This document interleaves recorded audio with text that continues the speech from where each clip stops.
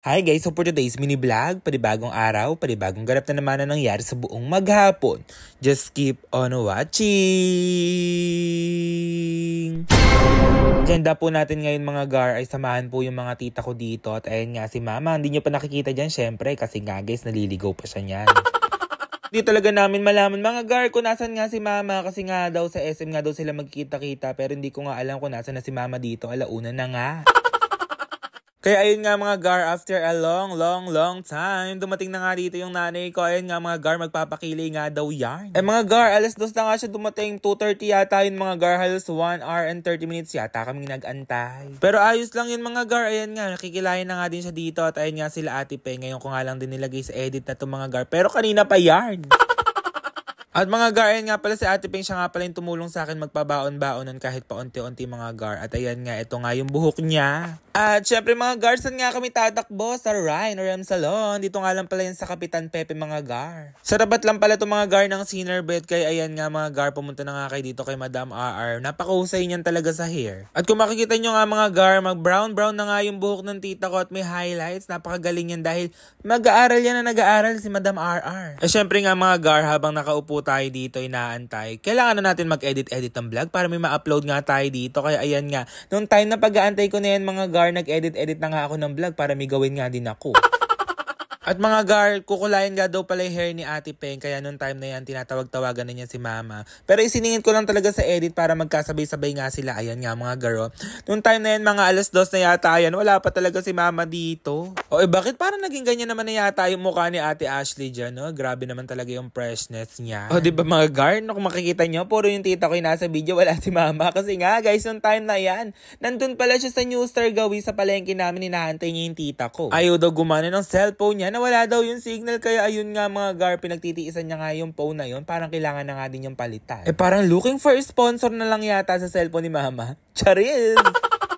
Diba mga gar, napakabilis nga ng transition. Ayan nga nakulayan na nga yung buhok ni Ate Peng dito, paplansyahin pa yan mga gar. Makikita nyo talaga yung result nila dito mga gar, napakagaling talaga at napakahusay. Ayan mga gar, kung makikita nyo nga mga gar, gumanda na nga talaga yung hair ni Ate Peng dito, hindi yan nireban. Ang galing talaga ng mga pamahid nila dito mga gar, yung mga gamot. Hindi mumurahin mga gar dahil sobrang quality nga ng mga gamot nila dito at pinag-aaralan nga talaga. This is not sponsored pero baka naman. Charis!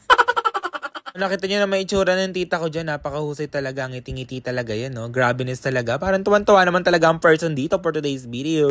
Sabi ko nga kay Ate Ping dito, deserve nga niya yan. Ayan nga. Siyempre, mapapagastos na naman siya dito for today's video. Sabi nga pala ni Ate Ping, nakahanap daw siya na napakagaling daw magkulay at mag-ayos ng hair. Dito nga lang daw yan sa Ryan Rems. Mga gar, masyado nga yung kilig ni Ate Ping dito. Tuwan-tuwa nga siya sa color ng hair niya. Ayan, no? Masyado na lang din talaga. Ako nga mga gar, natutuwa nga din kasi nga guys, hindi nga okay yung hair niya at ngayon nga okay at napaka-smooth at napaka-shiny nga ng hair niya. At kung makikita nyo nga mga gar, tumatanda na nga talaga yung nanay ko. Tignan nyo naman kasi mga gar yung kulay ng buhok niya, color white na nga, kaya kailangan na nga daw niya magpa-color. Ayan nga, magpapakilay pa yan. Grabe naman, nagpapaganda pa talaga ang person dito for today's video.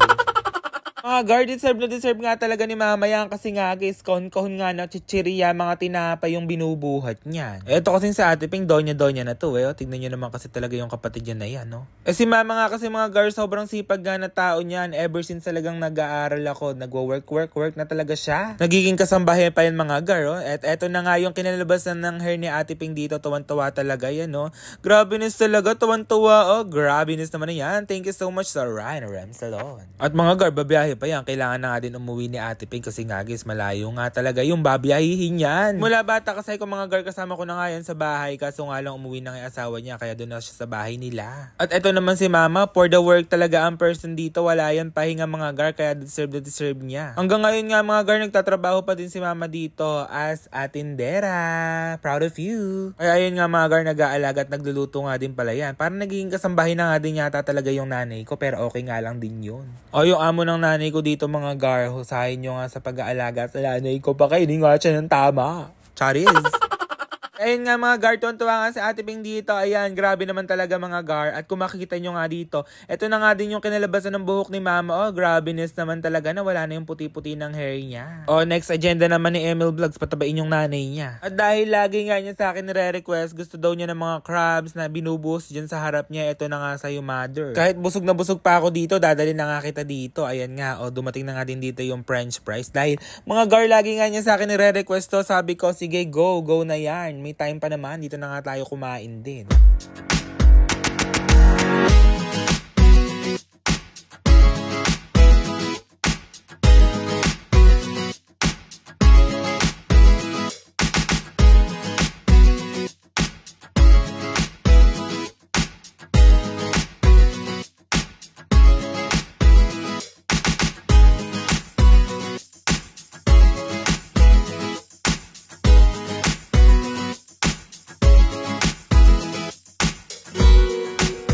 Kaya ayun nga mga gar, masyado na nga lang din talaga yung gutom ni Mama dito. Kaya ayan, tuwan-tuwa nga yan, pero hindi nga lang halata kasi nga guys, syempre gutom na nga, diba? I'm so happy nga mga gar dahil nalilibre ko na nga dito si Mama kasi nga guys mga gar, dati wala talaga kaming pambayad dito. Pa-mention na nga din dito yung Crab and Bites na mailibre ko ulit yung nanay ko dito for tonight's video. O Crab and Bites, baka naman no, baka naman. Kaya ayun nga mga gar, kumain nga tayo ulit dito. Grabeness naman din talaga. Sana makabalik nga talaga ulit to. Crab and Bites oh, charis. Kaya ayun nga mga gar, masyado na nga lang din talaga yung busog ko dito. Kasi nga guys, kumain nga talaga ako kanina ng sisig. Kaya ayan nga. Pero okay nga lang din yun. Kakainin ko pa rin yan. Kasi nga guys, mga crabs yan. Mga gar, tuwan-tuwa nga dito yung nanay ko. For the chika talaga siya dito mga gar. At kung makikita nyo, parang mais naman lang yata yung kinakain ng nanay ko dito. Parang balak niya talagang iuwi later yan. Sana nga nag-enjoy kayo. Yun lang guys. Thank you for watching.